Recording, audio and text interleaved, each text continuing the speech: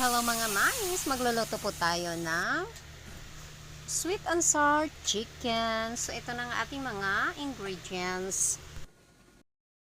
So ayan, na-coat na natin. Then, isa na yung ating butter. Ayan, this is it. So nilalagay ko ulit siya sa mantika. Bali twice ko siyang niluluglog sa mantika. After nyan, then, para mag golden brown talaga. Iba din yung dating ng ano niya, crispiness niya. So, after niya, kunin ulit. Then, next na natin yung mga veggies. Yung style lang.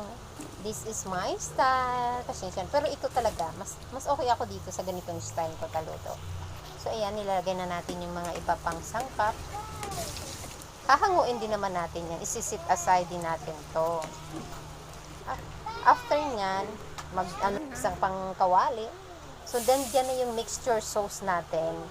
Ilagay na natin yung mixture sauce. Haluin natin hanggang sa maging sticky. Pag sticky na, nakita niyo yung consistency ng sauce, ilagay na natin yung chicken. Ayan. Then, mix yung mga gulay. Ayan, next.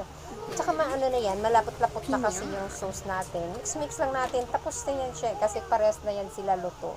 Diba? Na-i-fry na rin natin yung mga vegetables. So, okay na yan. That's it.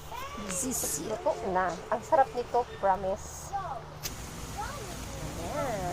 Ilipat na natin at ay kakain na. I-try nyo na to. Masarap to, magugustuhan ng mga anak nyo. Promise.